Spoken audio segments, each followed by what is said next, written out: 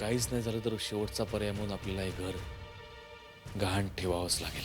मी तुम्हाला दादांसाठी स्वतःचं आयुष्य धोक्यात घालून देऊ शकत नाही. ते फक्त त्यांच्या फायद्याचं बघताय, तुमच्या नाही. एक नंबरचे स्वार्थी आहेत ते. मानसे, तिच्याकडे मदत मागणं योग्य नाहीये. तुम्ही दुसरा काहीतरी मार्ग काढा. हे बघ, दुसरा कुठलाही मार्ग नाही आहे सबरी. तू तिच्याशी एकदा बोलून बघ. तुम्ही मला फोर्स करू नका. मी तिच्याशी बोलणार नाही. शार्दूलने माझ्या आणि राजाराम काकांच्या विरोधात कोर्टात केस टाकली. बाबांनी म्हणजे धनाजी काकांनी जे मृत्यूपत्र केलं होतं त्याच्या विरोधात क्लेम करतोय तो. आम्ही त्याला फसवण्यासाठी ते मृत्यूपत्र बनवून घेतलं असं त्याचं म्हणणं आहे. हो ऐसे म्हणजे घरचंच प्रकरण आहे. हो, पण सचिनराव, कुठल्याही परिस्थितीत ही केस मला जिंकायची. माझ्यासाठी नाही, पण बाबांनी बनवलेल्या मृत्यूपत्रासाठी, त्यांच्या शेवटच्या इच्छेसाठी. आणि तुम्ही जरी केस स्वीकारलीत तर खरंच मला खूप आनंद होईल. खरं तर नेहा, मलाही खूप आनंद होईल. पण प्रॉब्लेम काय की मी कधी सिव्हिल मॅटरच्या केसेस हँडल नाही केल्यात आत्तापर्यंत. मी जास्ती करून क्रिमिनल केसेस हँडल करतो. पण तू काळजी करू नकोस. आणि पांढरे सरांची तब्येत कशी आहे आता? तशी बरी आहे, पण त्यांना पूर्ण बरं व्हायला 10-12 दिवस तरी लागतील. हो ऐसे, तू काळजी करू नकोस. मी वकील पाठवून देतो. आणि जर तसं जमलं नाही तर कोर्टाची केस पुढे पोस्टपोन करता येते का ते तरी बघतो. चालेल. तू काळजी करू नकोस. थँक्स. बरं, पांढरे सरांवर जो हल्ला झाला त्याचं इन्व्हेस्टिगेशन चालू आहे ना? हो मग काही कळलं त्या संदर्भात? हो, म्हणजे इन्स्पेक्टर घरी येऊन गेले चौकशीला, पण अजून काही कळलं नाही. बरं नेहा, ते इन्स्पेक्टर कोण आहेत तुला माहिती आहे? चंद्रकांत साळवे म्हणून होते. चंद्रकांत साळवे. ठीक आहे, मी बघतो आणि जमलं तर त्यांच्याशी बोलून घेतो. थँक्स. तू खरंच काळजी करू नकोस नेहा. सचिनराव, तुम्ही एवढ्या काळजीनं फोन केलात त्याबद्दल खरंच आभारी आहे मी. नेहा, का आभार कसले मानतेस? आपलं घरचं काम आहे. Don't worry. काही लागलं तर मला फोन कर नक्की. Thank you so much. Okay, bye. हो.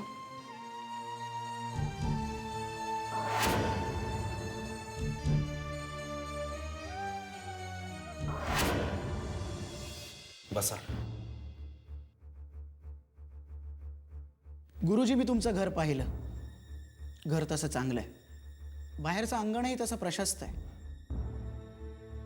पण गुरुजी, घराचं बांधकाम जरा जुन्या पद्धतीचं आहे. हो, ते तर असणारच.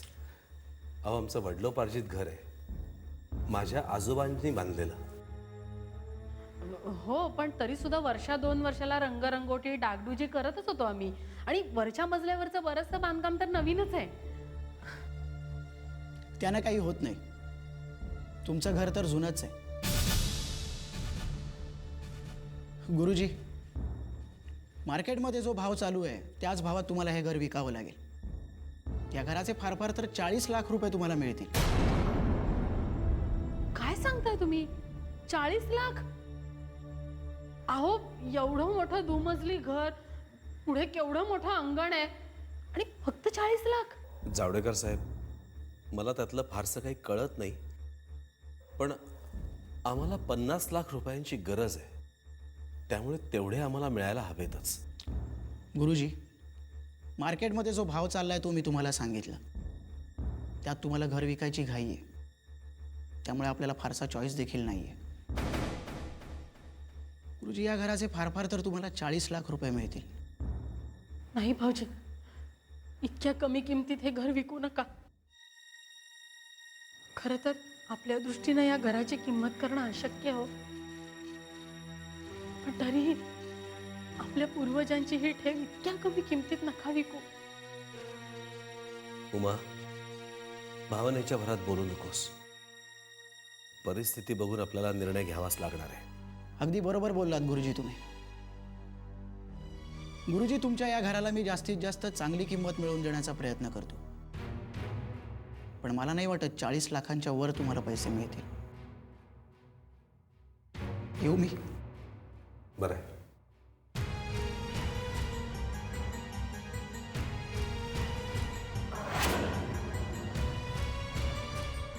भाऊजी, दुसरा कुठे कुठला उपाय नाहीये का?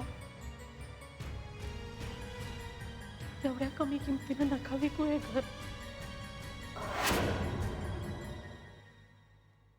आपल्या सगळ्यांच्या आठवणी जोडल्या आहेत या घरापाशी. तुम्ही सावरीशी एकदा बोलून बघा ना, काहीतरी उपाय असेल ना यावर. नाही उमा, दुसरा कुठलाच उपाय नाही म्हणून हा निर्णय घ्यावा लागतोय. नको काळजी करूस, हेही दिवस जातील, सगळं काही ठीक होईल.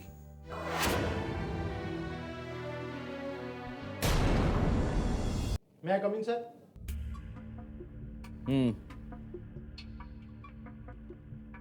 सर हे काय ही नोटीस आहे. नोटीस? कसली नोटीस? ज्या लोकांनी आपल्याकडे पैसे इन्व्हेस्ट केले त्यांनी ही नोटीस पाठवली आहे. त्यांनी म्हटलंय की त्यांना जर वेळेवर पैसे परत मिळाले नाहीत तर ते कायदेशीर कारवाई करतील म्हणून. या असल्या फालतू पोकळ धमक्यांना मी घाबरत नाही. नाही सर, धमकी नाही, खरंच त्यांनी कोर्टात केस केली ना तर आपल्याला प्रॉब्लेम होईल. गोत्यात येऊ आपण. उगाच घाबरताय तुम्ही उदापुरे. ए साले मध्यमवर्गीय लोक कोर्ट कचेरीच्या भानगडीत कधीही पडत नाहीत. नुसत्या पोकळ धमक्या देत आहेत, काही करू शकत नाहीत ते. आणि जरी त्यांनी केस केली ना तरी ते आपलं काही वाकडं करू शकत नाहीत. आपल्या वकिलांना फोन करा आणि त्याला सांगा या नोटिशीबद्दल. आणि घाबरू नका फुकटचं. आणि आपल्या प्रोजेक्टकडे लक्ष द्या. ते काही झालं तरी थांबता कामा नये. Yes sir.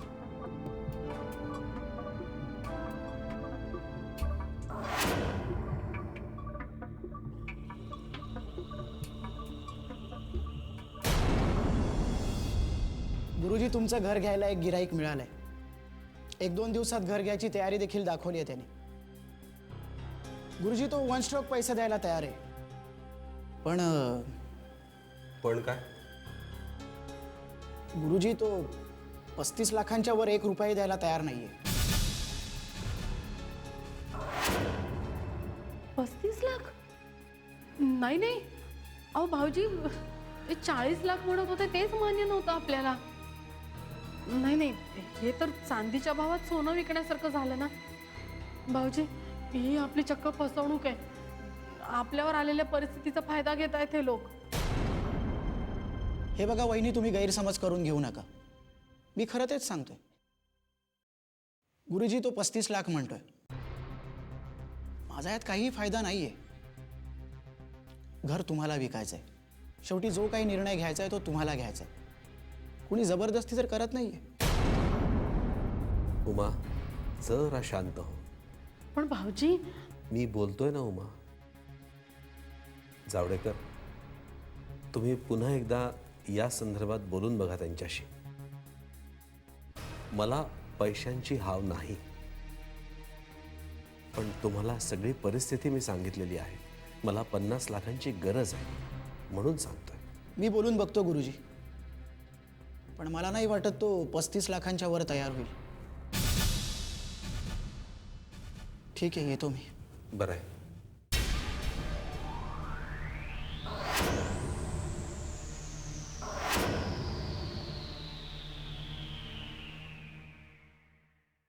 भाऊजी, मी उमा, त्यांना त्यांचं काम करू देत. त्यांच्यावर विश्वास ठेवायलाच हवा. म्हणजे आपल्या विश्वासाचाच गैरफायदा घेत आहेत ना ते. एवढ्या मोठ्या घराची किंमत फक्त 35 लाख रुपये. भाऊजी, मला वाटतं तुम्ही पुन्हा एकदा विचार करा. बाबा, यांनी मरण्या अगोदर माझ्या नावावर 20 लाख रुपये केले होते. ते बँकेत आहेत, तुम्ही ते घ्या. नाही नाही, ते शक्य नाही. पण का बाबा?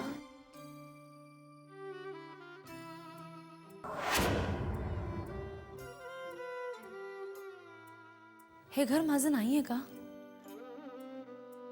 आणि या घरावर आलेल्या संकटाच्या वेळी मी मदत नको का करायला? बेटा, हा तुझा बाबा जोपर्यंत जिवंत आहे तोपर्यंत तुला काहीही करायची गरज नाही. ते पैसे तुझ्या नवऱ्याने तुझ्या भविष्यासाठी ठेवलेले आहेत. ते मी नाही घेऊ शकणार. माझ्या तत्वात बसणार नाही ते. काळजी करू नकोस. मी बघतो काय करायचं ते.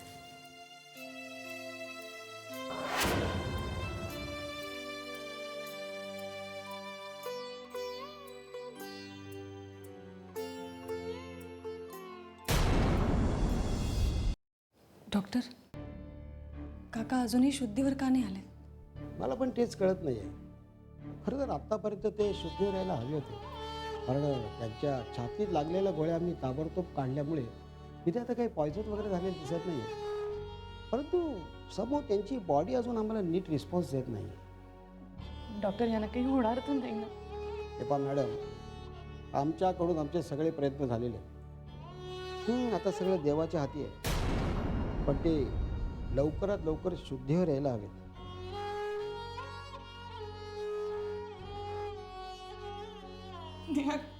काय होऊन बसलं ग हे सगळं? काकू, तुम्ही शांत व्हा. देव तरी असं निष्ठुरासारखा का वागतो आमच्याशी? काही होणार नाही. काका नक्की बरे होतील. तू मला खोटी आशा दाखवू नकोस. डॉक्टर काय म्हणले ऐकलंस ना? नाही काकू, माझी खात्री आहे काका लवकर बरे होतील.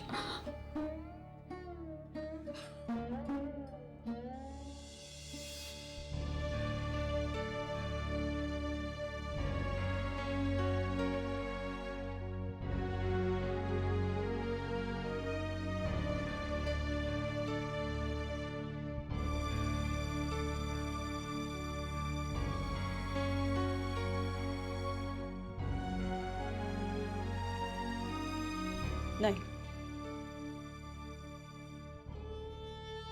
काका आपल्याला सोडून कुठेही जाणार नाहीत. मी त्यांना जाऊ देणार नाही. ऐकताय ना तुम्ही? तुम्ही नाही जाऊ शकत काका. नाही जाऊ शकत तुम्ही.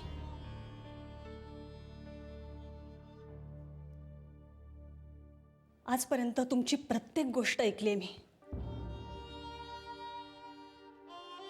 आता तुम्हाला माझं ऐकावं लागेल. तुम्ही असे जाऊ शकत नाही.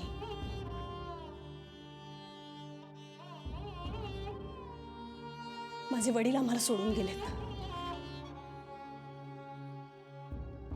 बाबांनी पोरकं केलं मला. मला फक्त तुमचा आधार होता काका.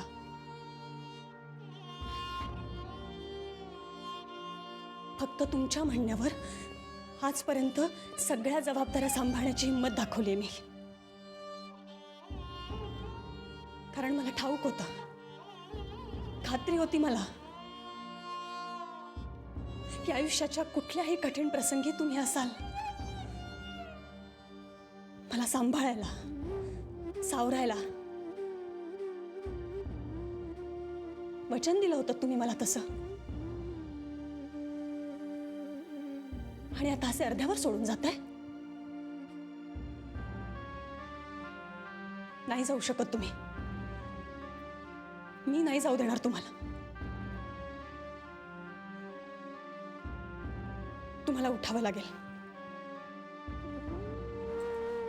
तुम्हाला उठावंच लागेल. तुम्हाला जगावं लागेल काका. बाबांसाठी, तुमच्या स्वतःच्या कर्तव्यासाठी तुम्हाला उठावंच लागेल. मी नाही जाऊ देणार. उठा काका, उठा काका, उठा. उठा काका. काका उठा. मी नाही जाऊ देणार तुम्हाला. तुम्हाला उठावंच लागेल. उठा काका, उठा. उठा काका. काका उठा. काका प्लीज उठा. काका प्लीज. काका उठा ना प्लीज. काका काका उठा ना प्लीज. काका प्लीज प्लीज, तुम्ही नाही जाऊ शकत असं म्हणून. काका प्लीज उठा ना. मी नाही जाऊ देणार तुम्हाला. काका उठा ना प्लीज. काका उठा प्लीज, उठा.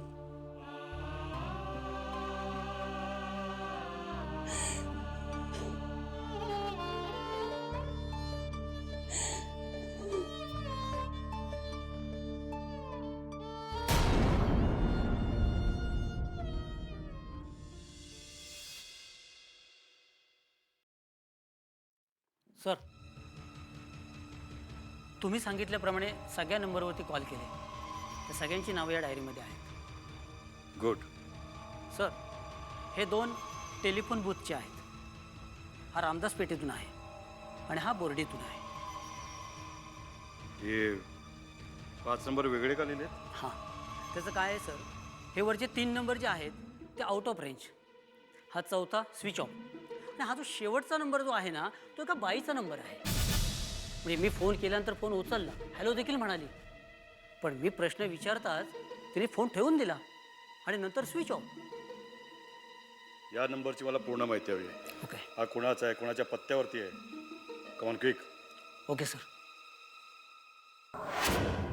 या नंबरवरच्या बाईचा कोणी आल्याशी काहीतरी संबंध आहे.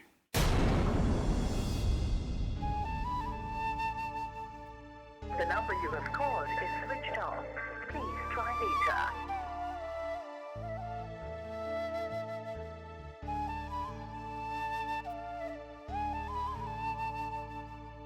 मी मगासपासून ट्राय करते, कुठे गेली ही नेहा? आणि फोन स्विच ऑफ का करून ठेवलाय? काही कळत नाहीये. राजाराम काकांची तब्येत तर ठीक असेल ना?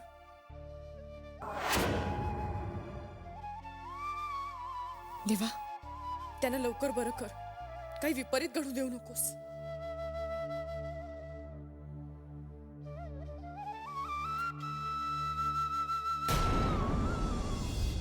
डॉक्टर काही आता काळजी करण्याचं काही कारण नाही.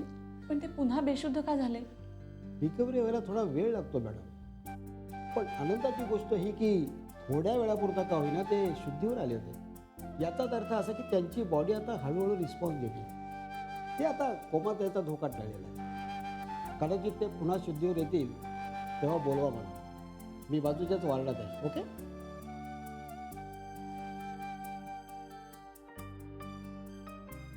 मी म्हटलं होतं ना काकू तुम्हाला, काकांना काहीही होणार नाही, ते लवकर बरे होतील म्हणून. टेकडीवरच्या गणपतीची कृपा. त्याला नवस बोलले होते हे बरे व्हावेत म्हणून. हे जर बरे झाले तर आजन्म मंगळवारचं व्रत करीन. त्यांनी प्रार्थना ऐकली माझी. बरं, तुम्ही आता थोडा वेळ आराम करा, मी थांबते काकांजवळ. किती करतेस ग पोरी आमच्यासाठी. देवानी माझ्या पोटी पोर जन्माला घातलं नसलं ना तरी पदरात तुझ्यासारखी गुणी मुलगी दिली. किती केलंस यांच्यासाठी. तुझे उपकार मी. एकीकडे मुलगी म्हणताय आणि आता उपकार मानून पर्क करताय.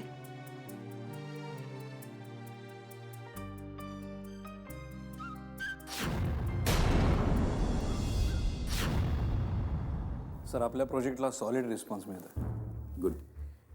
मीडिया आणि प्रेस दोघंही आपल्या प्रोजेक्टची स्वतःहून दखल घ्यायला लागलेत सर आता. म्हणजे सामान्य माणसाला स्वस्त दरात घरं उपलब्ध करून देणारा प्रोजेक्ट म्हणून आपल्या प्रोजेक्टची सगळीकडे चर्चा होती. Very good. हो, पण म्हणून कार्तिक आपण लगेच हुरळून जाता कामा नये. आणि मला असं म्हणायचं आहे की आपल्याला अजून बऱ्याच गोष्टी करायच्या. इथे फक्त सुरुवात आहे. Yes sir.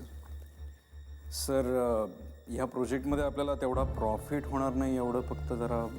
कार्तिक, मी तुला आधीच सांगितलं, हे प्रोजेक्ट करण्यामागे फक्त प्रॉफिट हा एकमेव उद्देश नाही आहे माझा. आपल्या कंपनीला मला नाव द्यायचं आहे आणि त्यासाठी त्या हर्षवर्धन भोसलेला जमीनदोस्त करायचं आहे मला. तो तर तसाही खड्ड्यात गेलाय सर. त्या शारदाराजांनी फ्लॅट्सचे रेट्स कमी करून त्याची पार वाट लावून टाकली. पण सर मला राहून राहून एका गोष्टीचा उलगडा होत नाही नाही म्हणजे आपण हे सगळं करतोय कारण आपल्याला आपल्या कंपनीचं नाव मोठं करायचं. पण शारदाराजे असं का करते? आय मीन तिला तर याच्यात एका पैशाचाही फायदा नाही, मग ती असं का करते? मला तर असं वाटायला लागलं सर की तिला या बिझनेसमधलं काही कळत नाही किंवा ती जाम मूर्ख आहे.